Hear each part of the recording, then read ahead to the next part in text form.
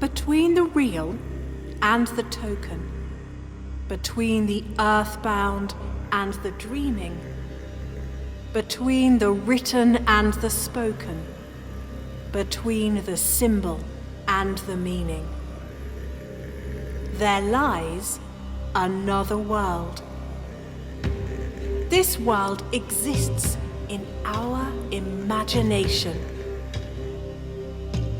This world is constantly in flux, the balance of power changing as battle is joined from hour to hour.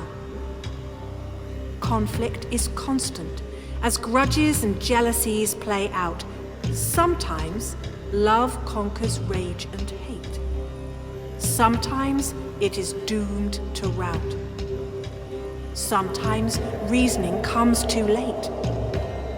Sometimes it is heard. Sometimes it is listened to. Sometimes it is ignored. There are patterns in this world. Things repeat, they circle about. As the serpent that holds the world in its coil, as carrion crows weave round the battle dead, and in this giddy circling, things are lost. Lessons learnt are unlearnt, and to our cost, we spin in shock until the end of days, until Ragnarok. This is the world of myth, of who we think we are, our derivation and who we hope to be. A journey and a destination. You cannot presuppose, and so it goes.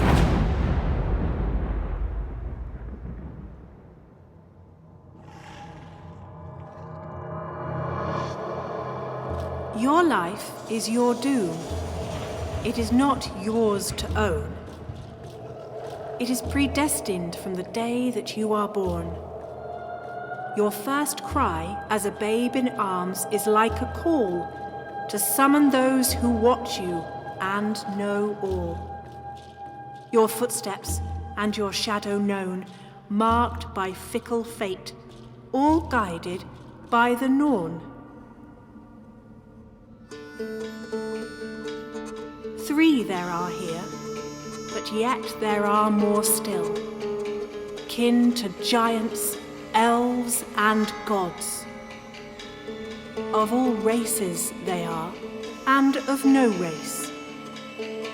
At the sacred well, beneath the great tree Yggdrasil, they have their place. Ageless they are, present for all time. Sisters. They tend and care for the great tree, drawing water from a well to soothe it in its agony. Their names are Skuld, Verdandi, and Erd. You will not see them. They are seldom heard. Erd's name means destiny. Verdandi means becoming. And Skuld means what will be. By them your thread of life is carefully spun, then measured, then cut when your time has run. Not king, nor warrior, servant nor thrall, none may escape their fate. To feast in Valhalla's hall, or pass through grim Hell's gate. By then, it is too late. Your life is over, and your deeds are done. The Norns have other charges. They move on.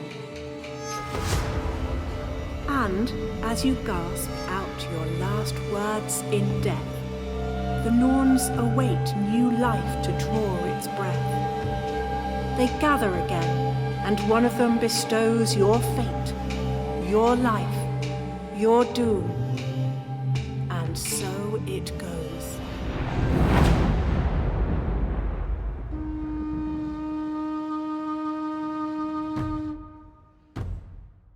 In the Nine Realms, everything that can be sought for is brought by sacrifice, or fiercely fought for.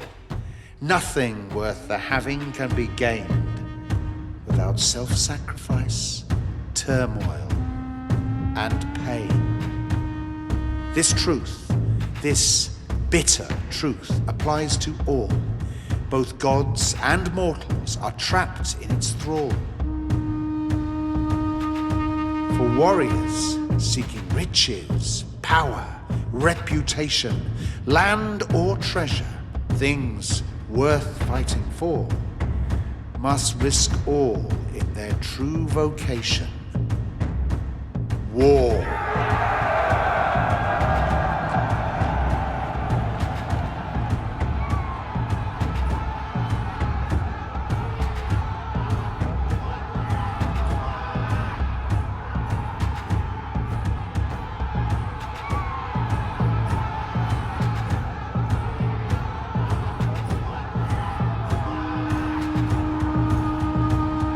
War, the cauldron and the forge where all is waiting to be won, where fame rests on a spear's thrust, where axe heads glinting in the sun rain down upon the limewood shields, and in the dust of battle, those who yield or show fear will hear death's rattle in their ear.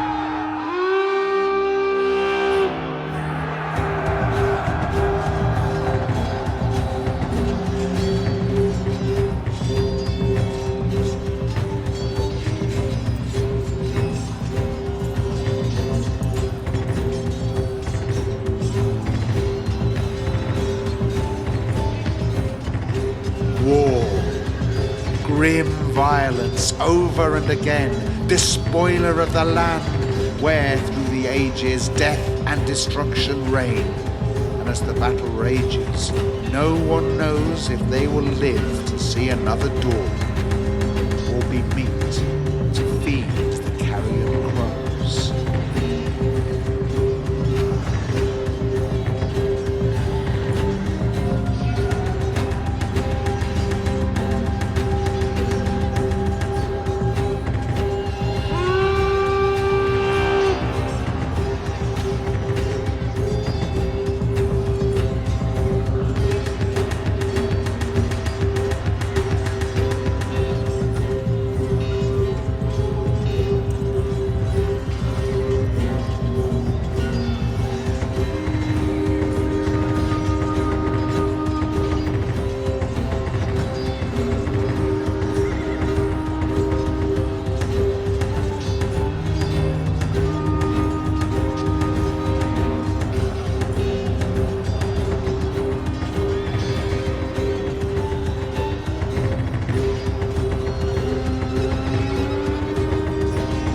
War upon the battlefield, only the brave can hope to triumph, face enemies, and behave with courage as a warrior should. And as the battle rages round, strike blow for blow, and hold your ground against a merciless foe.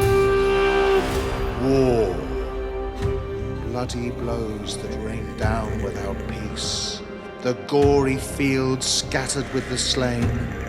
War, and only death brings sweet release, and freedom from injury and pain.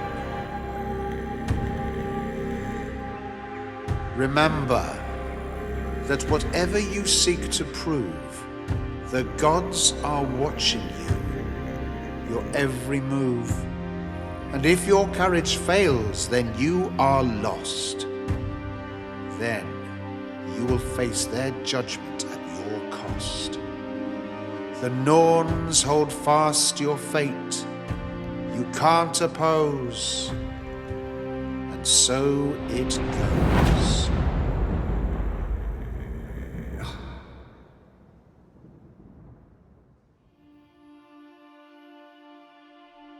The warrior's path is fraught with peril, from storms that lash the sea lengths as they travel, from wounds that slowly drain the strength.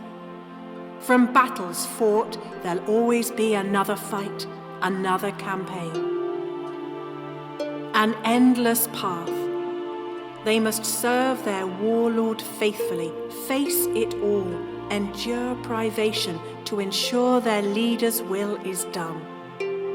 And in return for trials and tribulation, they might hope for a suitable reward. For deeds of glory, there can be but one.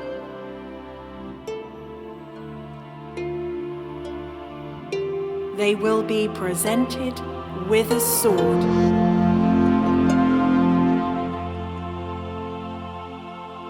It is a badge. To wield a sword takes skill. It is the weapon of the noblemen who hold the power of life and death, the power to kill upon the field of battle. Once drawn, it has a force all of its own. It will not yield, nor break, nor bend. It is the warrior's companion, their friend, forever at their side. Each mark upon the blade, a memory of a thrust or cut once made, and like a scar upon a warrior's arm, a reminder of a purpose, a charm, a talisman for future fortune. Carried as a sign of service done in battles past and in those yet to come, a blessing, or a curse, or both of those, and so it goes.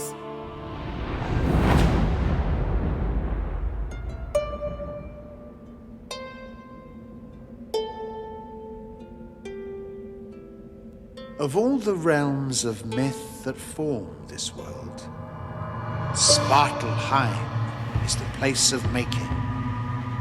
The dwarves call it home. Their skill is metalworking, tearing and shaking ore from the earth's vast treasure, heating it in cauldrons over fire, then forging things of beauty beyond measure, which the gods admire and seek to make their own by any means. In darkness dwell the dwarves, their faces lit by fierce flames as they labor, deep underground in rocks and caves. The light of day they rarely know. Fresh air they rarely savor, their land they rarely leave. And yet their skill is such that they can weave wonders from base metal to behold, or work in shimmering silvers and with gold. The dwarves are a blessed breed. Their craft passed through the ages, no mere smiths. They feed the fire that rages in Svartalheim deep in the earth. And magic objects of exquisite beauty have their birth. Thor's hammer, Mjolnir, leveler of mountains. Odin's spear that cannot miss its mark, Gungnir. Sif's hair, cascading like a golden fountain. The chains that bind and hold the wolf Fenrir. All these and more the dwarves create, objects with magic properties and power, but lose possession of them to the gods or men who tower over them. It is their fate. And yet, when they are wronged, they find a way. Those who take advantage of them pay, and face whatever fortune throws. And so it goes.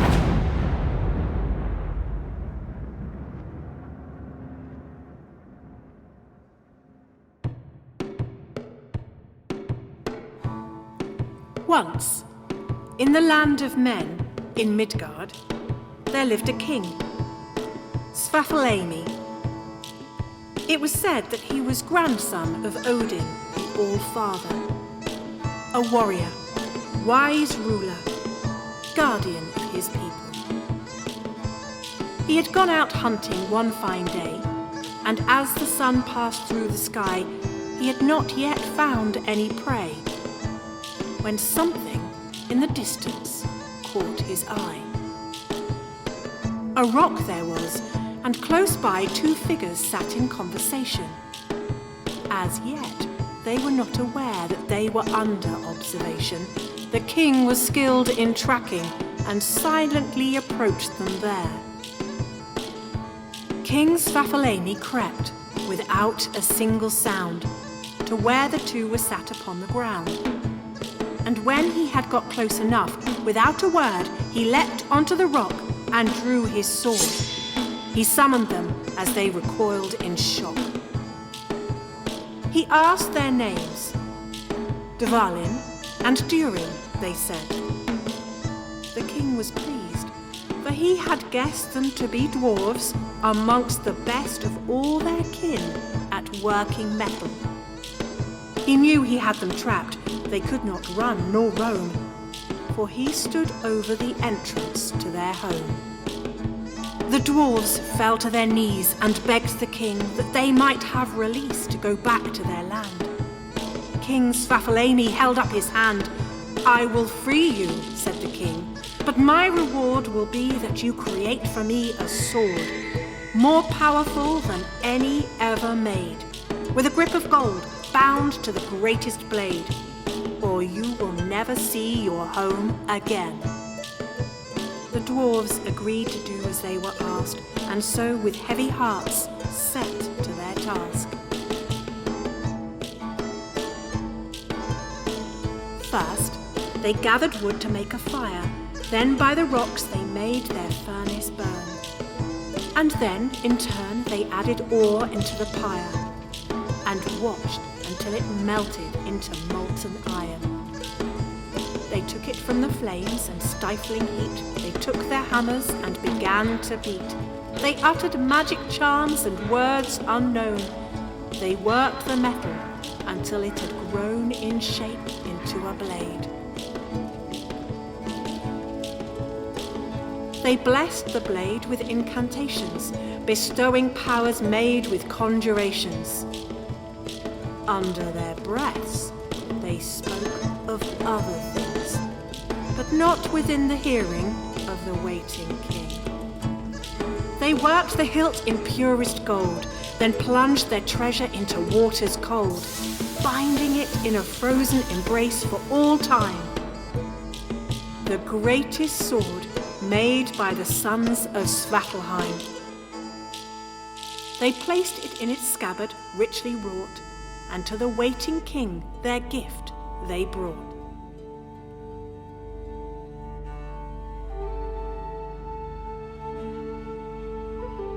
The king inquired as to its strengths. This sword will neither rust nor miss a stroke.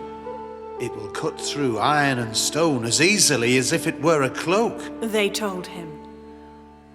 What of the carrier? Asked the king. Who bears the sword will be a warrior who cannot easily be defeated.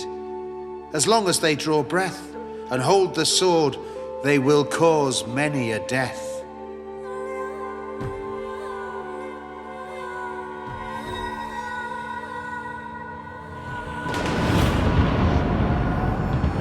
The king believed his fortune was now made, that such a weapon and its blade in battle would give him immunity to face his enemies with impunity. He told the dwarves they were free to go back to their lands, so they most happily departed. But as they left, their secret they imparted, and as the sword was being received, they told the king how he had been deceived.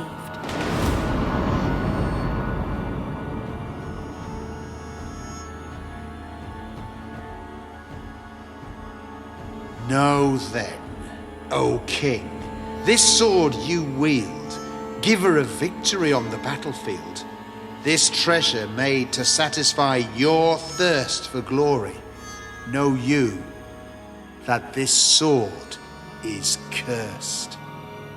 3 evil deeds the sword will cause from now, from its inception. Each time the blade is drawn, it must taste blood. There will be no exception. And you, our jailer king, you who have caused us so much pain, the sword will give you your desire true. But you who own the sword shall by your own sword be slain. The king looked for the dwarves. He was too late. They had fled back to their lands, but in his hands he held his prize, more precious than any treasure in his eyes. But now he knew the measure of his fate. Destiny is a choice of paths. He chose, and so it goes.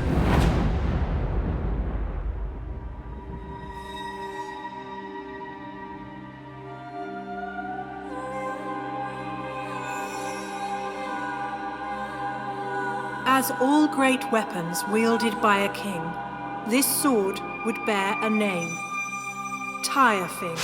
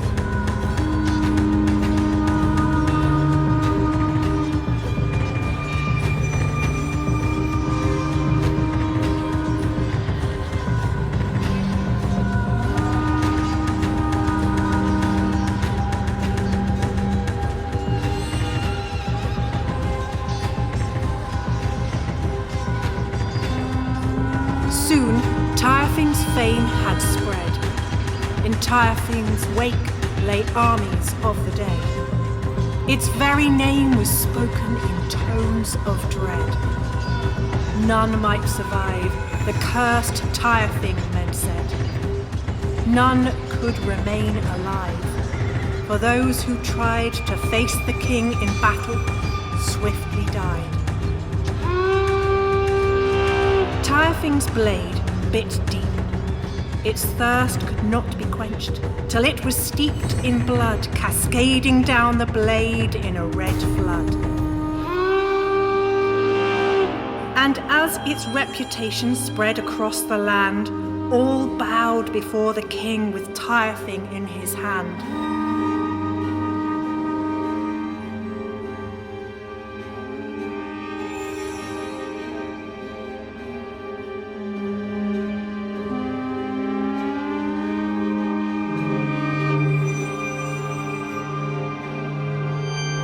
Until perhaps the king began to feel that he could beat it.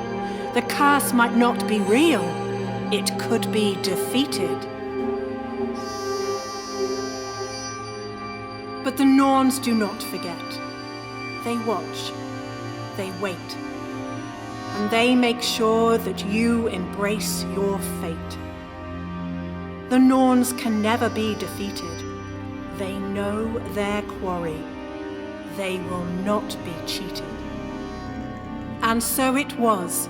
King Svafalemi, having defeated all and any army sent to strike him down, finally met his match. A warrior there was, Arngrim, a wild man who would never shirk a fight, a true berserker, a striker of great blows like rain that never ended when the red mist descended, the fury of the gods.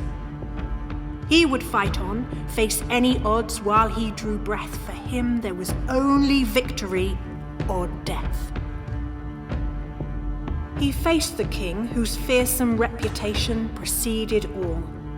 And yet he showed no trepidation. Instead, he raised his shield and vowed to Odin he would never yield. With Tyrfing in his hand, the king did not fear Arngrim. He did not believe that death might come for him. Circling like birds of prey, the two watched closely for their chance. When suddenly the king advanced, and Tyrfing bit deep into Arngrim's shield.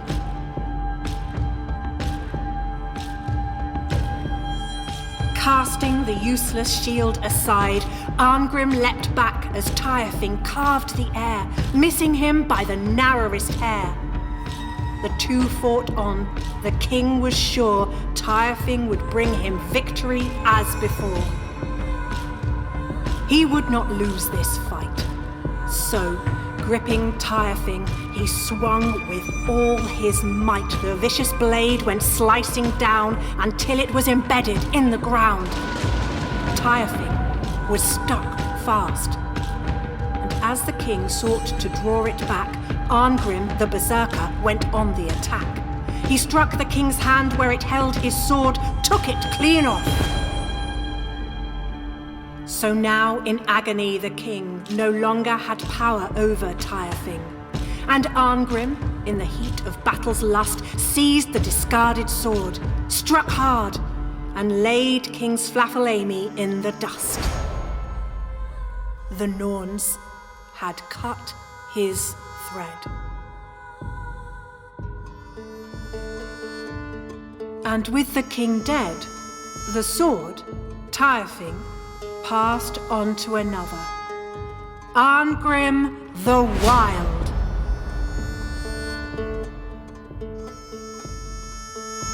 The curse would have a brief repose, and so it goes.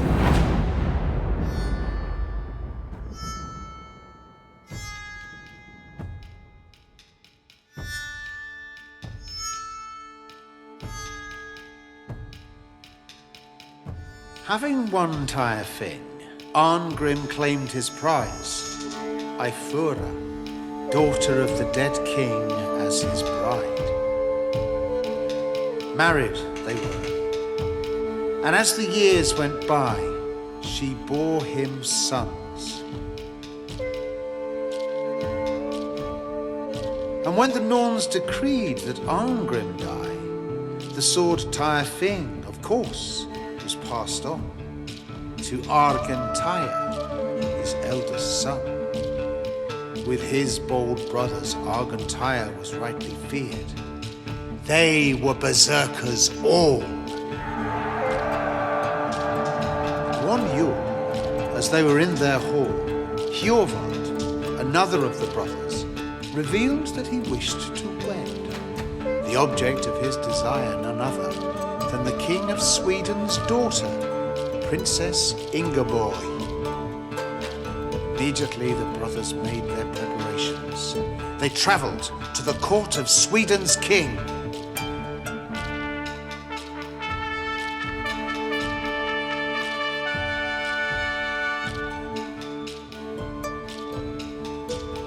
And when they reached their destination, the wild brethren were presented to their royal host.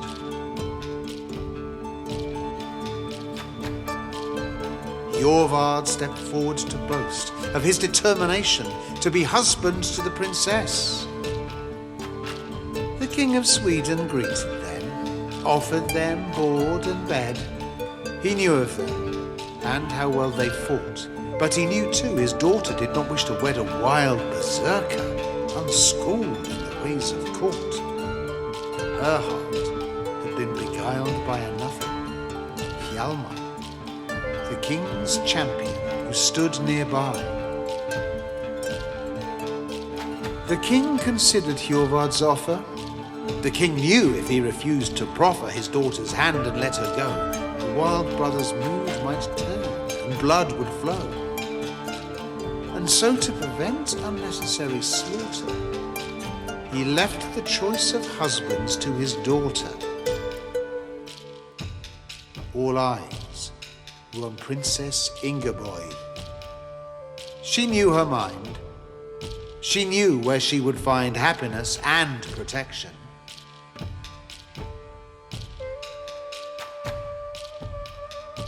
He naturally chose Hjalmar. And Jorvik, feeling that he'd been made to look a fool and smarting at the princess's rejection, immediately challenged Hjalmar to a duel. Hjalmar accepted, but suggested that the fight be on a Danish island where they might range back and forth. The havoc they brought might not cause damage to the royal court. Both sides agreed that on the island of Samsa, the dueling would be done and foe would battle foe.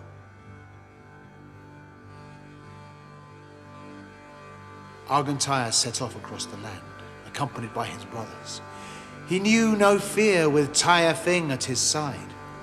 They would defeat all others, and his brother Jorvik would claim his bride. As fate would have it, the brothers were there first. The brothers worked themselves into a frenzied state.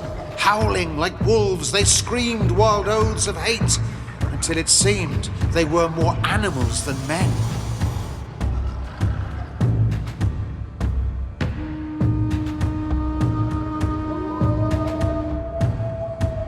Hjalmar brought his band and his best friend, Orvar Odd, a skilled warrior, a Norwegian. Stories of his prowess with his war club were legion. The warriors faced each other. Each man knew the day might be his last on earth. Each determined to fight hard and show his worth.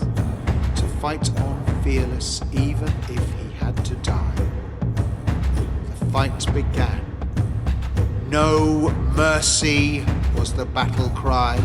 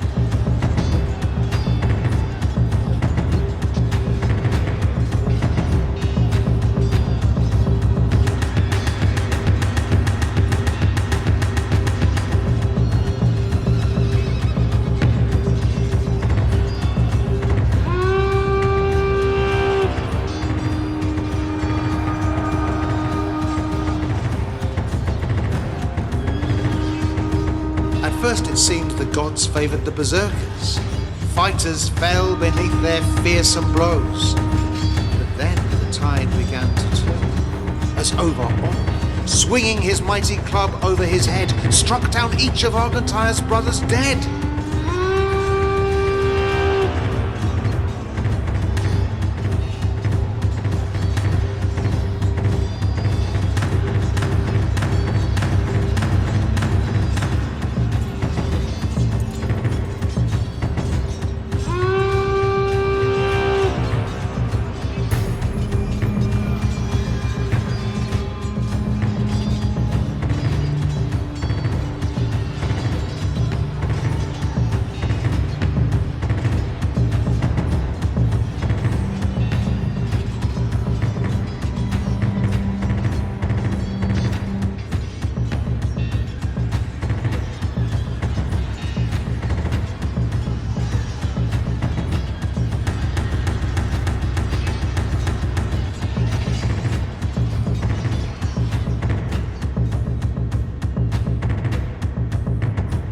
Argentire and Hjalmar fought. Even though Argentire had bought Tyrfing and struck out high and low, Hjalmar matched his efforts blow for blow until he saw an opening and struck well. Argentire, the wild berserker, fell. But Tyrfing, the cursed sword, was not satisfied. It wanted more to feed its appetite. For Hjalmar too received a mortal wound and died, just as Ovar Odd came to see his friend. He saw the curse had had its own revenge. It had dealt out death as was its due, and brought destruction on its owner too. This was the first of Tyrfing's evil deeds.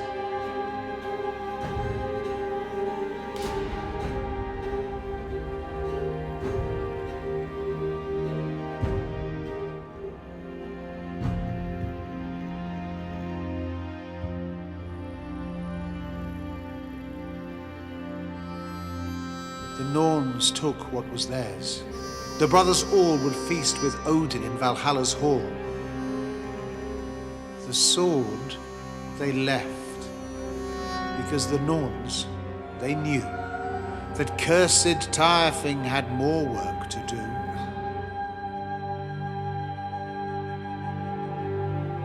The brothers were buried in earthen mounds upon the island, and to try to break the curse, Ovar Odd buried Tyrfing underground beside Argentire's lifeless corpse, hoping that it might never be found and thus the curse be broken. But fate forever finds a way.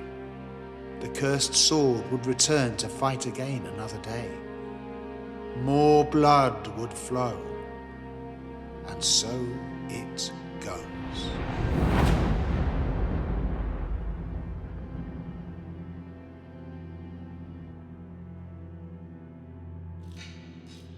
It happened so. Argentire the Wild had a daughter, a child who never knew of her illustrious lineage as she grew. Because she had no family, she was forced to labor, as a slave receiving neither love nor favor, working as a humble server. Her name was Herva.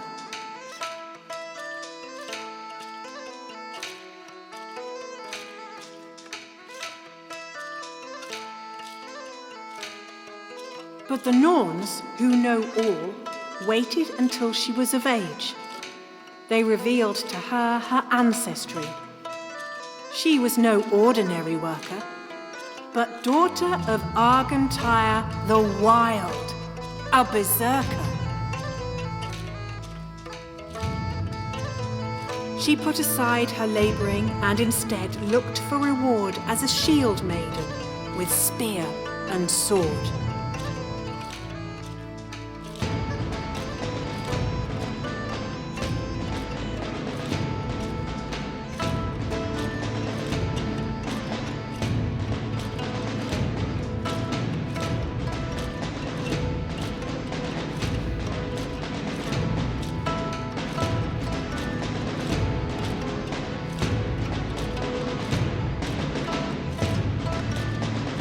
And like a Valkyrie, when she was tested upon the battlefield, she was never bested. She marched and fought on many a campaign, first in the shield wall, again and again, striking down blows. A she-wolf, the terror of her foes. Till she could proudly boast she was the equal of any in her host.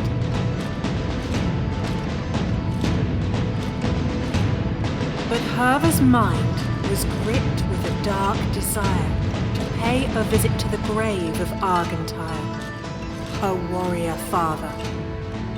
She knew where the grave was found, and so she went to Samso and to his burial ground. For she wanted sight of something she thought was hers by right, Tyrfing, the sword. And so she sailed across the seas until she reached the Isle of Death, a place of fear and dread, where walked the spirits of the dead. No other would dare to join her, so she went alone to sea.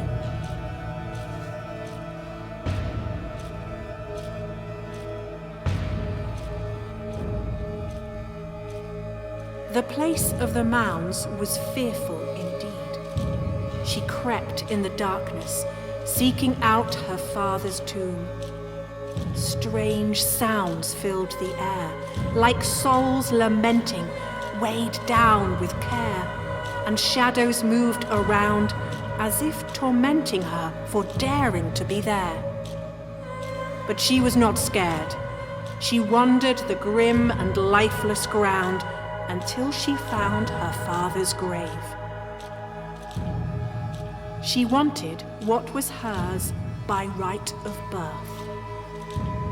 Carefully she dug into the mound until she retrieved out of the cold earth the sword, still in its scabbard, safe and sound, and brought Tyrfing back into the air.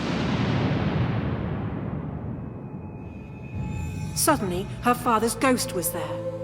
Her father's spirit raised up from the dead.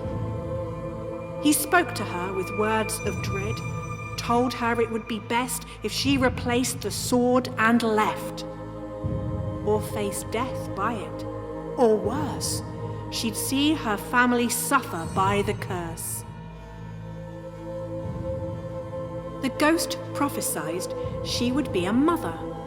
Her sons would be her pride and joy, but one would kill the other. If she did not return the sword to him again, she would know more pain than any mother should know. If she did not leave Tyrfing here in Argentire's care, she would lose everything that she held dear. This he did swear. But Herva was not scared. Her words were bold. She said she would not leave the sword in the hold of a dead man. It was too fine a weapon to be left to languish there in the corpse's care. The sword was hers. She was her father's heir. Tyrfing should be freed. The ghostly figure disagreed, but Herva would not change her mind. She told the restless spirit it would find if she was thwarted, her retaliation would be a curse of annihilation. Her father's name would disappear. His spirit would never know peace. And so, reluctantly, the dead man agreed to the sword's release.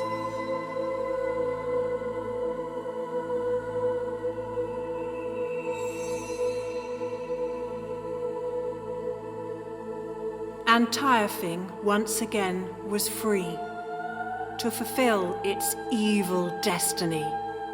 Its power grows, and so it goes.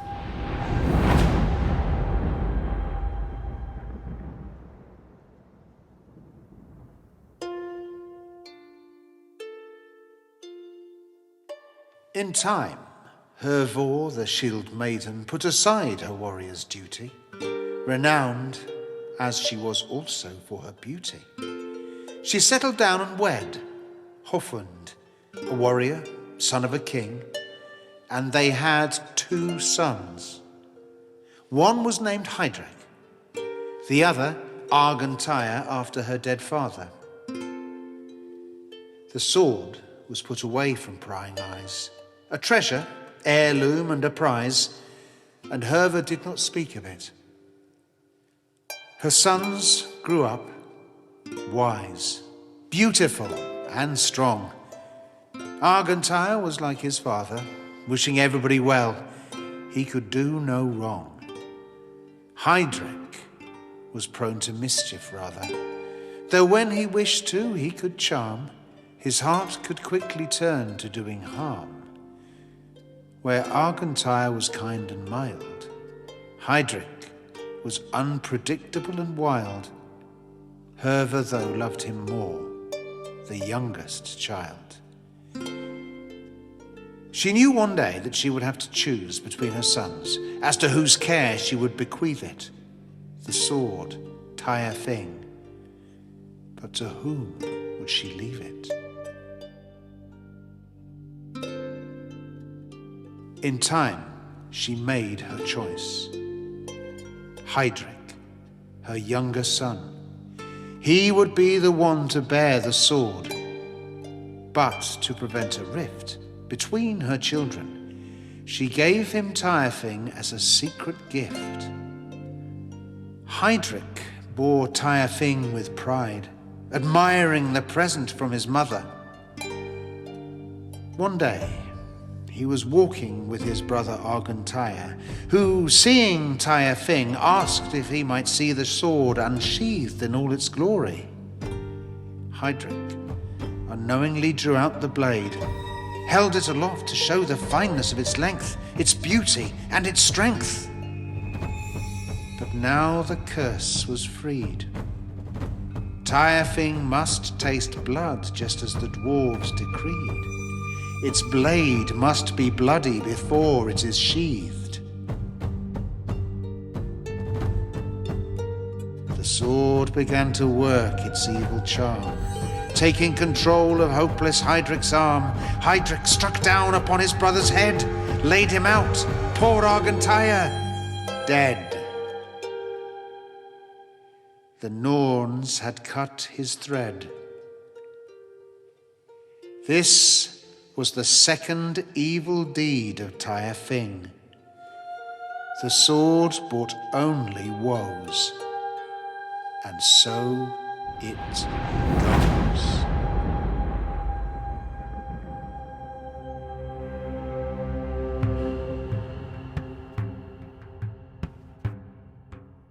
Did Heidrek mourn his brother's loss?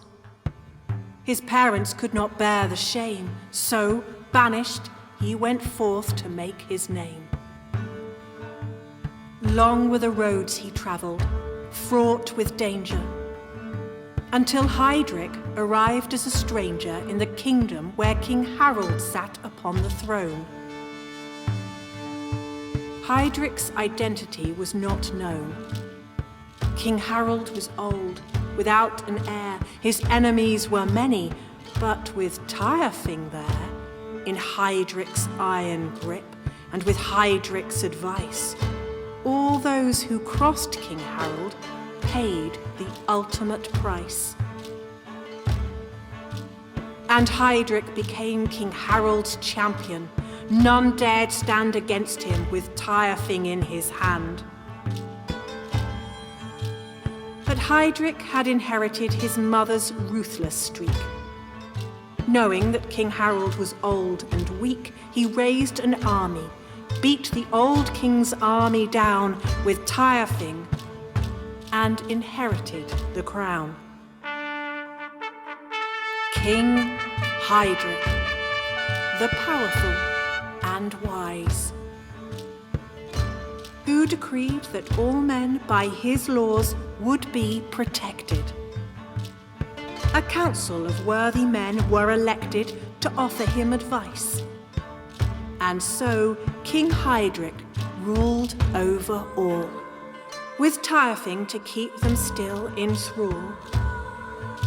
There was an ancient law that any man who did dishonour to the king and stood in fear of death with no hope of acquittal, they could resolve it and go free if they could set a riddle and the king not solve it. There was such a man, Blindi, who stood under threat of execution for some wrong done against the new king's constitution. Death was the punishment for his crime, but Blindi did not think it was his time. In desperation, he sacrificed to Odin, swore everlasting loyalty to the All-Father, if Odin would preserve his life rather than let him perish. The Norns heard his cries, but what could they do? What could they devise? Of course, they held his thread of life. Would he be quick or dead? Next day, Jestemblindi appeared at King Heidric's hall. It did not seem he feared for anything, insisting on his right in front of all to set a riddle or two for the king, to forestall his fate and gain his freedom. King Heidric, fearless, gave him leave to test him, believing that no man could ever best him. So, Jestemblindi began. I wish I had now what I had a day ago.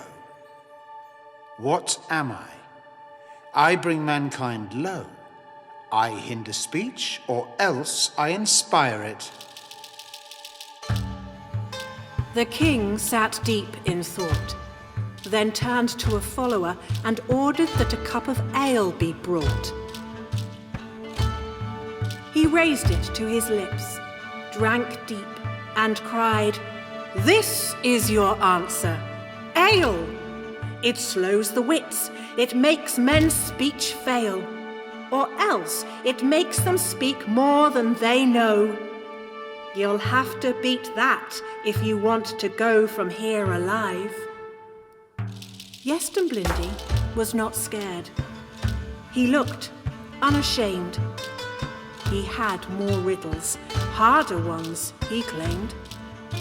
And so for many hours he recited the hardest riddles ever heard. But King Heidric answered each one, word for word. Then Jestemblindi looked King Heidric in the eye and spoke. What has 10 legs, 3 eyes, and yet 1 tail? King Heidric thought. His mind was racing.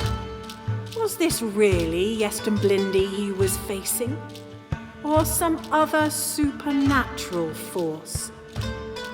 The answer to the riddle was, of course, Odin, the one-eyed, riding on his 8-legged horse Sleipnir, 1 tail between the two. Jestemblindi had just one more chance to play. He asked King Heidric, What did Odin say into dead Balder's ear when he lay upon his funeral bed?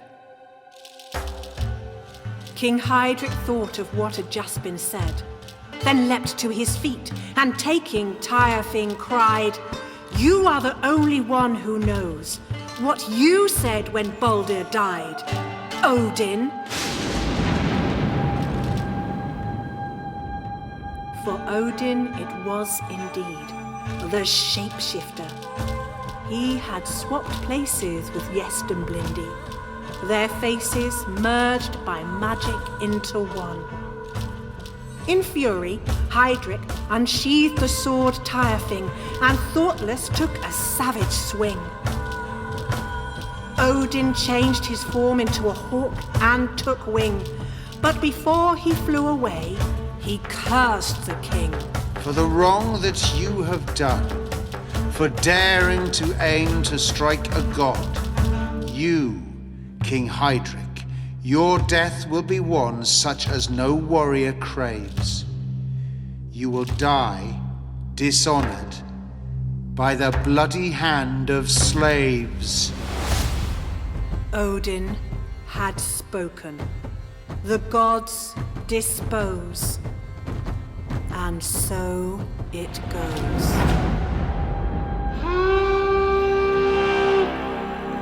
King Heidric now knew his fate. He showed no fear. Instead, he raised an army to invade his neighbors' states.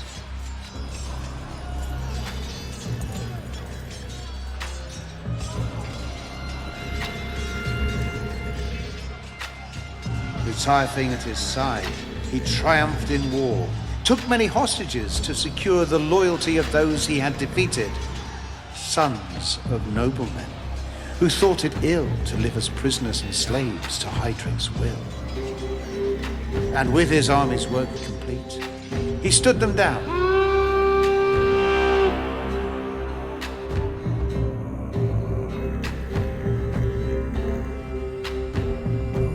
And yet, he had forgotten Odin's threat. One night, as he slept in his bed, his hostages conspired to do him harm. They gathered hidden arms, and in darkness they made their way to his bedchamber.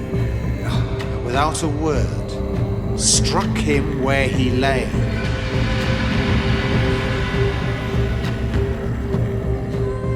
They took Tyrfing, his sword. Hydric was killed. The curse of Odin was fulfilled.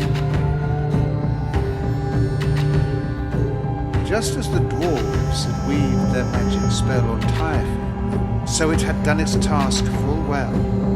3 evil deeds they promised, and 3 evil deeds were done. But Tyrfing's destiny had not run its course. For King Hydric had a son, Argentire, the 3rd of that name. He vowed he would not sit upon his father's throne, nor wear his crown. He would search alone until the men who killed King Hydric were hunted down. So he set out, like a wolf after its prey. The men who killed his father would be made to pay in blood. One after another he sought them, confronted them and fought them. He battled each and won. He was his father's son.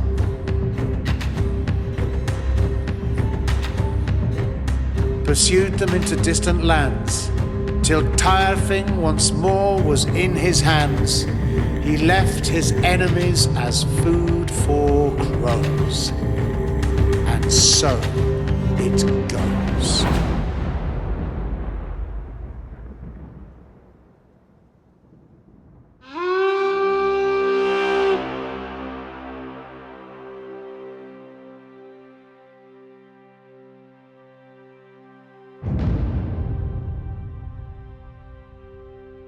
Argentire returned home with his prize.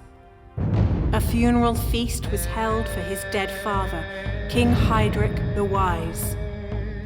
He was laid to rest with all honors due. The people mourned his loss. They knew the tale of Tyrfing and the cost of bearing such a sword.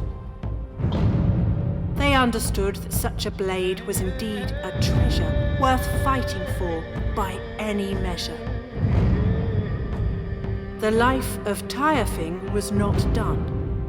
More kings would bear it, carry it alone, for none would share it. More brothers would brothers slay, more mothers mourn, more fodder for the Norns. Tyrfing's power came with a price to pay.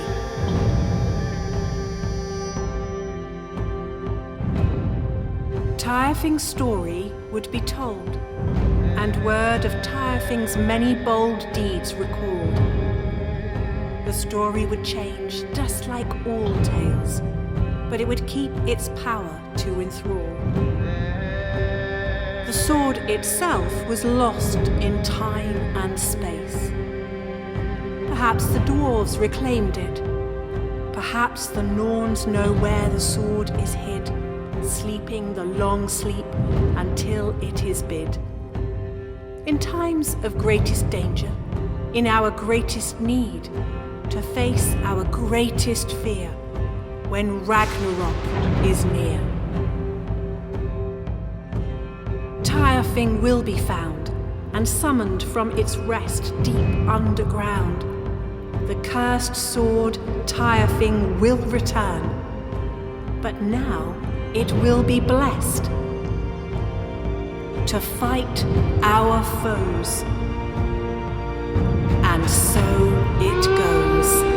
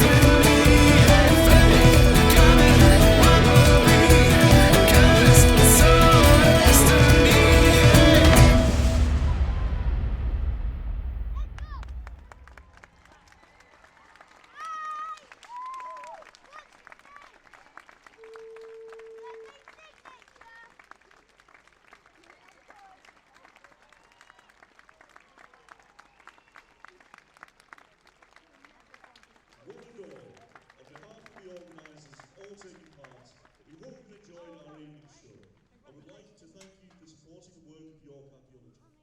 Please leave by the side exits and follow the directions of the stewards. Have a safe journey home, and we look forward to seeing you next time.